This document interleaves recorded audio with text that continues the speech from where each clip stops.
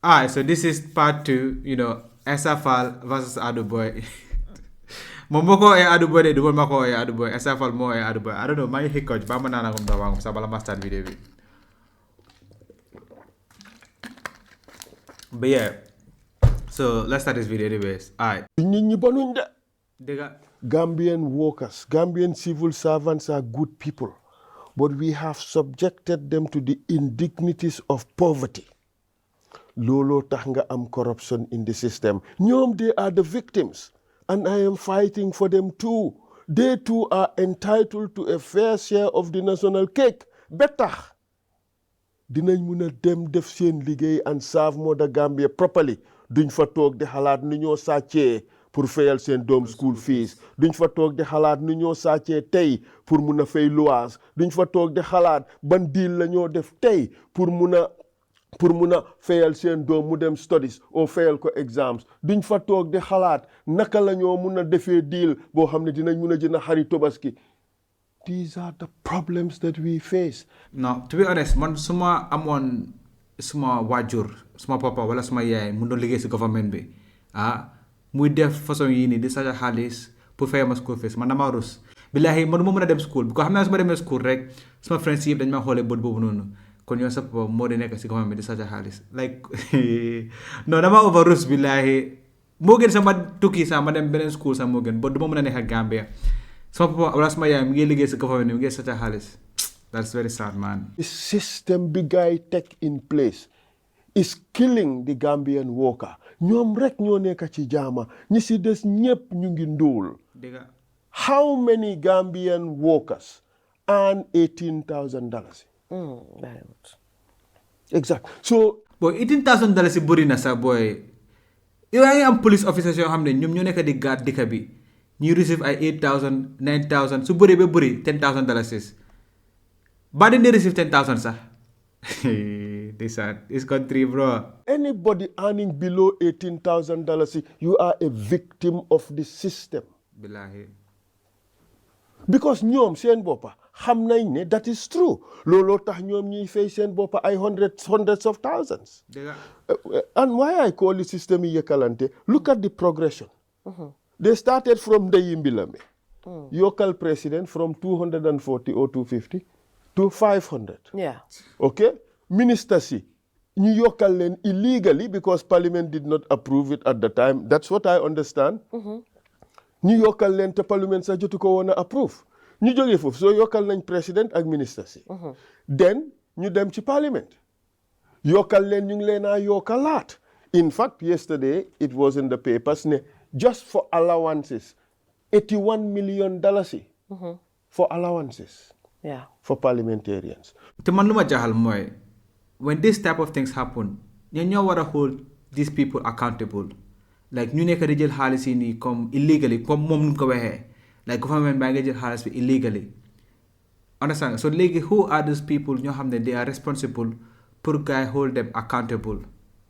Like that's my question. I don't understand like comme that they can do it even though comme no one is gonna hold them accountable. They can still do it. Well, like I don't like. Let's take the speaker as an example. Yeah. His 5-year package is $19 million. Ndax ñun dinañ dee xalaat. Just imagine.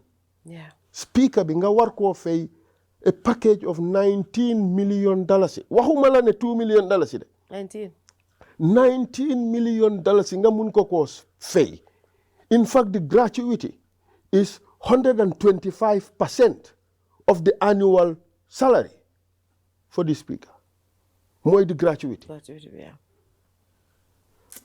Gambian pensioners ñu bari duñ dee am sax $1,000. Sure. And these are people ñu ko gën a jànga gën koo liggéey ci dëkk bi.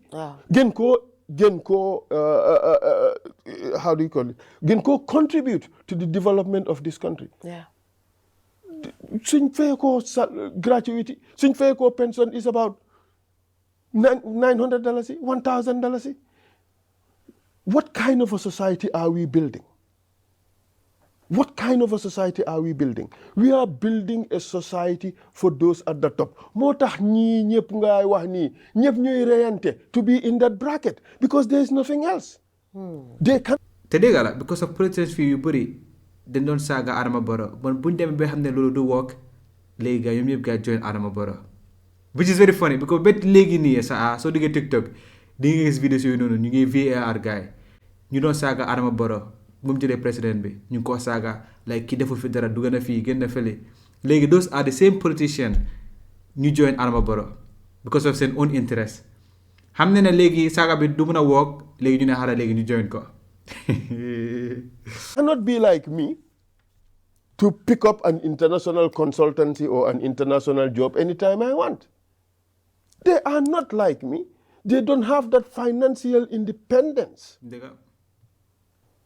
So dinga gis ne because amuñ independence, they could be played around with like little minions. Demal defal ma lii wëccul tey nga mar nga wëccu mar. Suñ amoon the independence that people like me have, they probably would not be like that. Why?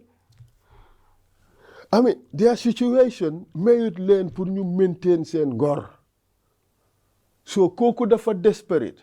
ñu amuñ gor sax si boppam because of soo demee nit boo amee ngor boy doo toog si mbooloo yëpp ñëpp ñu ngi laa déglu si public as a whole country boy ñu ngi laa déglu nga saaga président ba pare in turn nga jógaat dem join ko bro like yow moom amuloo rusee kaayam ñaaka suma moo tax ne man su ma amoon waajur boo xam ne wala suma papa wala suma yaay ak nu ma bëgg a xaalis ak nu ma mën a fayal suma school fees billahi dama rus billahi man am that type of person di caaxaan dama rus a dem school sax suma friends yi ñu ma xoolee ne boy Black Max suma papa moo nekk di liggéey sa famille ñoo leen sax xaalis du gën a no man. The cries of desperate individuals ñoo xam ne without that life bi gaay bugga duñ ko mun a am so kooku soo ko tontoo danga waste sa time. te man dama over kontaan sax si Essa Faal léegi because of moom du dee tontu gaay léegi moom mi ngi on site am xam nga mi ngi nekk site am te right now nit yaa ngi ko over like masa I like him now because of time boobu noonu ak léegi is too different time boobu Essa Faal dafa bëri woon wax dëgg la fi waaye léegi he's too calm he's too quiet he's a gentleman basically te mënu moo waxee interview bi sa bro is very nice I like this guy now. Gambians xam nañ ñi daan ñëw toog yenn place di sàcca wifi. sàcca wifi yaa ngi wax li ñaari yoon ñetti yoon. waaw parce que soo xamee ne faatoo ngee operate fii. waaw fii pour nga ñëw fii am wifi da nga war a jënd dara. so nga ñëw hang around rek. ñëw jënd coffee. non léegi-léeg sax doo jënd coffee. da ngaa ñëw hang around rek. ñu jox la wifi. pour am access. pour nga am access lépp si ñaaka bi. but that is the reality of Gambia that is the truth look soo fa nekkut you wouldn't know how things bite. Gambia dafa métti. li tax mu métti mooy ne there are hardly any opportunities for Gambian youth and for Gambian women. Understand? There are hardly any opportunities. te moom I hope ne comme nu mu nekk di wax all these problems mu ngi ko xamal boppam te suñ demee ba óolu ko waxuma ne nag mooy nekk président but then ñun suñ demee ba óolu ko ba votal ko mu war a def the same thing lu Adama Barrow di def bro I'll be surprised ñaaka suma like I've seen it before because of gis nañ fi ñoo xam ne wan nañ fi ñu votal leen and they didn't do it so like it's like story every time ñu ngi dégg the same story gars yi ñëw si télé bi gars wax bu rafet xam nga ok nii lii mooy problème bi su ma toogee naa def nii and then du ko def. lu fi nit def for most of the time dafa fail laajal Gambians in the diaspora. nga indi dara Gambia in the first place. ba ngaa egg si offices yi ngaa dem ñoo laa njëkk a sonal my bro fii foo jaar joxe dara de. At first, it was annoying. But later I understand, look, this is their way of equalizing the situation. Parce que it's a balance sheet. Lii nga soxla for the month, lii lañ la jox ngum. Foo jaar ut leneen lu ko matali. So ku ñëw nga santaas ko o nga baab ko xam nga mbaa nga éegal ko. It's survival. Yeah. So this is the system we're building. So man soo gisee ma mer I am solidarizing with the rank and file of Gambians. I am part of that 77%. So I don't like company. I think I'm also part of those 77. Even though I'm Afrobarometer lajuñ ma, why man dégg na suma opinion fii suma show bi. I've said this several occasions ne. Honestly, we're not doing well as a country. I don't know where the numbers are coming from. Why minister bi si boppam wax nañu ko. Minister bi last parliament session bi mu fi jógee. Mu ne we had debt distress. True. Mu ne all the some subventions yi ñu war a am si international partners yi. Yëpp ñëwul. Loolu moo tax sax mënutoon a table budget bi on time. But look at it this way. Yeah. Su fekkee ne xam nga ñii ñëpp xam nañ how much money is coming to the country by way of remittances and so forth. Xam nañ how much money is being generated by GRA. Yeah. All right. So defaree sa budget. Okay. Assuming ne yaa ngi am yëpp in total $100. Yeah. Waaye nga def expenditures yoo xam ne c'est for president yoo xam ne dem na ay $6 to $10. Yeah. ñeneen ñi si des ñëpp nga bugg a leen a séedale $9 bi. Yeah. Sorry, $90 bi des. So why to get things done. Sa expenditure because li nga jox président bari na. Sa expenditure dina dem c'est another 110. So sa fële 100 nga am spend nga 10 fii. yaa ngi war a spend another 110 so mu ngi mel ni di nga manqué 20. So 20 boobu foo koo jëlee ñu jël pot bi dem yalwaani ci biti ci yalwaan boobu moo laa jox pour nga mun a balance waaye yow da ngaa dem yalwaani rek xamuloo ndax dinañ la may.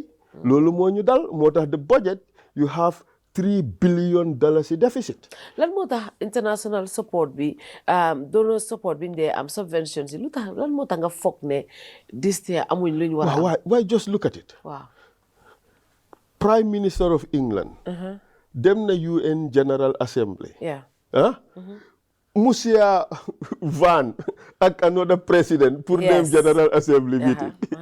Other heads of states ñu jël boss dem. ñun suñ président dafa jógee China. dem Umrah Saudi Arabia jógee Umrah Saudi Arabia dem UN General Assembly with 80 something people ñoo xam ne ñëpp amuñ fa njëriñ.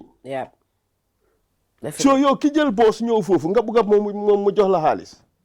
loolu gis ne ko fii ba soona tukki boo xam ne booy benn nit sax moo war a dem de non di nga yóbbu ay 100 nit wala more than 100 nit sax si benn tukki ba pare spend si xaalis si dëkk bi nag di dem di ceeb nekk mel ni comme yow no man this country bro ñaaka suma is crazy billahi is crazy bro ba yàlla ñu yàlla dimbale. xam nga loolu mooy yabaate ñun we are wasting the money ñooñu dañ am fayda lu tax ñoom ñuy jël seen xaalis duñu ko jox te ñun ñu ngi nekk di waste rek.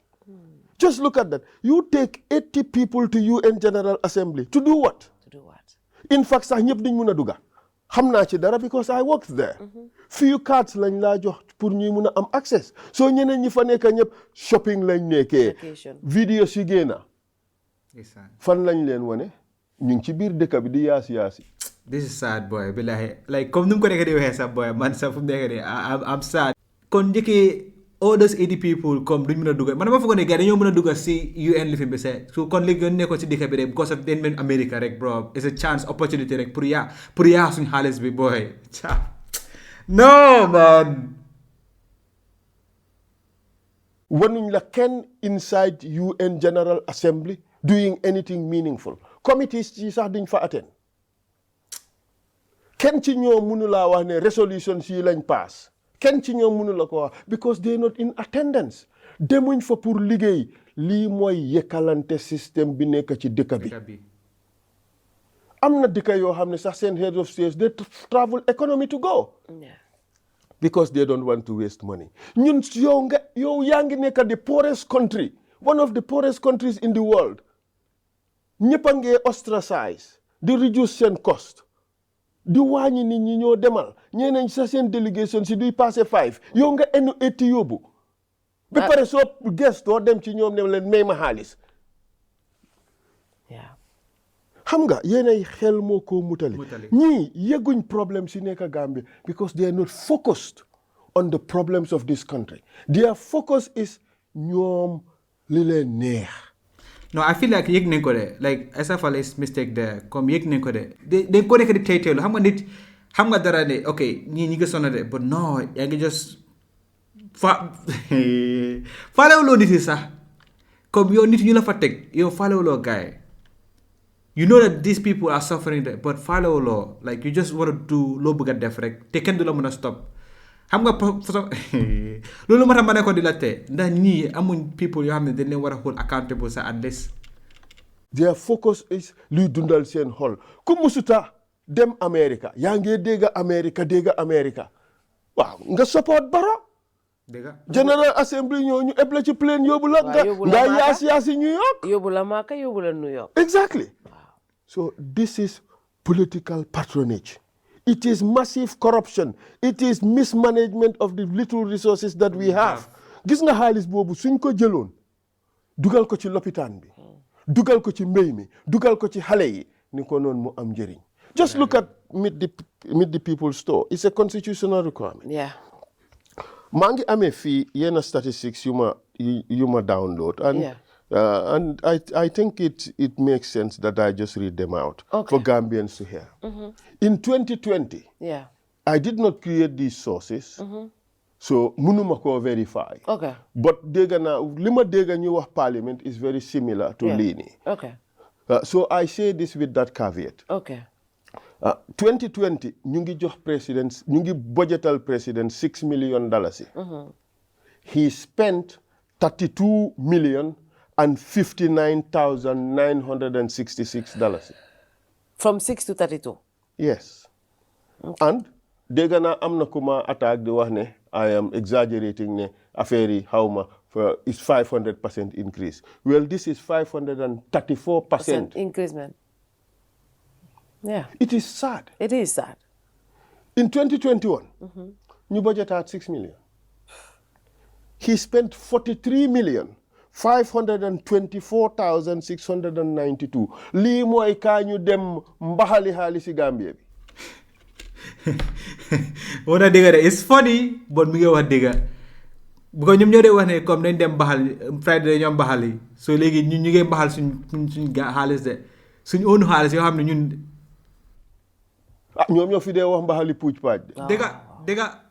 dëgg because xaalis bi ci lan lañ ko dugal su dee kaa ñu wër dëkk bi nga dem Fass Caaxo toog waxtaan ak kilifa yi jógee fa gaay ne man xawma turi dëkk yi Gambie. na foo jógee. ñu ne soo jógee Baara sax man xawma after naka la tudda ok soo jógee Baara nga dem Esew nga waxtaan ak kilifa yi foofu nga jógee fa nga romba yenn dëkk yi nga dem Kanuma mbaa nga dem Bolet ba waxtaan ak kilifa yi foofu affaire bi yëpp loolu la de loolu jar na nga spend 43 million ñu ngi yaaxa xaalisi réew mi emut foofu but 2021 was an election year. So this was political campaign for the president. That is illegal. It is unconstitutional. Li yakhaluala. The one thing man moma jahal. Mom Essa Faal he's a lawyer boy. Hana munta def anything but poor because mom hamna all these things is illegal. Like you could fight it. Essa Faal is a lawyer. Wala? Like am I getting something wrong here? Wala man muna understand. Like sue the president then. How much that law is possible or not? Wala musu di minister si sa ñu nekk di yaa xaalis do something help ñu dimbale ñu but I feel like maybe moom nu ñu mën a dimbale rek mooy suñ ko elected president but dama ragal rek moo tax ba du def the same thing because gis nañ politicians yoo xam ne comme ok dañoo ñëw ñu rap ñu oh non su ma defee nii and then ñoom tam ñu def the same thing. parce que meet the people's store dafa am a particular purpose go waral dëkk bi nga déglu nit ñi.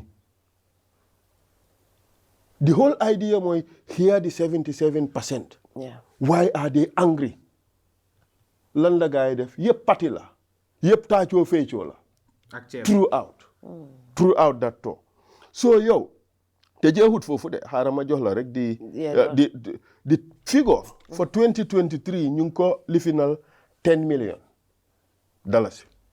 He spent $61,356,000. Meet the people talk. Wow. 61 million. te man su ma déggee ay xaalis yi di like 61 million 100 million bro yow la nga war a def xaalis boobu yëpp sax bu ko dama wane cog nga ko def du moment tam bagage nga ko jënda su nekkee yow bagage nga soxla moto yaa ngi amee moto kër yaa ngi amee kër like like I'm still but loo war a def 100 million loolu la mënta understand ba léegi because yow loo nit jox nañ la ko kër jox nañ la ko like public bi jox nañ la kër fooy dëkka moto public bi jox na la moto booy war a dawal léegi loo nii daal la nga war a nii daal bu dee mbindaan jox nañ la mbindaan bu laa liggéeyal like everything ñoom jox nañ la ko for free léegi defar ñu dëkk bi rek boy that's so simple bro man sa right now may bëgg a mer boy like ba ma just calm down let me just calm down because for meet the people's store loolu du haram tell me loolu comme naxari wut Gambia bon yow bëggoo sa dëkka non man sax mu ma bëgg a naxari right now est-ce que lu mu nekk di woon yëpp right now mu ma comme like mu ma dugga right now mi nag war nañoo jóg suñ boppa de loolu comme naxari wut comme métti wut Gambia yow imaginal yaa ngi romba State House jigéen yaa ngi taxaw with placards ne ci lopitaan bi ne lopitaan bi amul ndox ñeena ñi ne la gloves sax sanitary gloves sax pour mun a def seen liggéey amuñ ko ñii ne la deret amut ñeena ñaa ngi fa tëdda de a starving parce que amuñ lekka garab amut nga wóor nga takka ay sabar ay ndinda wóor ci dëkk bi taacoo feecoo spend $61 million loolu xaraamut loolu kum méttiwu ci réew mi kum méttiwu ci réew mi yow bugguloo dëkk bi but that was just 2023 2024 figures yi génnaa gut ñu ngi ko jox 30 million but if you go by the budget li gaay budget for 2025 nga xam ne bon problème am na 2025 they ask for 50 million lañ laajte ñu ngi leen allocatal 45 waaw waa léegi who knows ñaata la gaay di ñëw spend si but we are waiting for 2024 figures 2023 spend nañ 61 kañ 60 something million for 2023 yes knowing how everything has gone up kon daal ñun ñu ngi jublu si ay ñu ngi jublu lii nag daf to be honest this is serious should Gambians be really happy my question is if the National Assembly approved 30 million pour yow so exceeded that 30 million two things as in nekk lan mooy consequences either ñu def supplementary budget waaw okay, which is allowed, that is constitutional. But it has to be approved by the Assembly. It has to be approved by the Assembly. But are these approved? But I don't know. So they approving by Parliament, it is illegal expenditure. Some people have to pay for it. Some people have to go to jail for it. But this is Gambia. So sàccee ñu tàccul la soo defee maladministration ñu tàccul la soo defee corruption ñu tàccul la seet ko with the secular migration. With this opportunity to go to Spain. That is, in fact, so sad. You take Gambian youths to go and pick oranges and apples in Spain. Why can't you create farms in Gambia so that Gambian youths would be farming their own oranges and their own mangoes and be cutting their own oranges and mangoes and be selling them abroad? You know, our policies. Well, this is an alternative policy. And by the way, suma policies rek la gaay nekk ay sàcca. naka lañ sàccee sa ay policy esa Ismaila mu ne binduloo xam nga lu xew Ismaila sa mu ñu ne indiwuloo alternative yow xam nga yaa ngi attaque di saani xeer waaye indiwuloo alternative but these are the crazy rantings of a spin doctor tubaab laa wax de spin doctor crazy ranting of a spin doctor yes but bul fàtte ne waaw man I was a candidate 2021 waaw and I have to have had a manifesto waaw so how could I not have alternative policies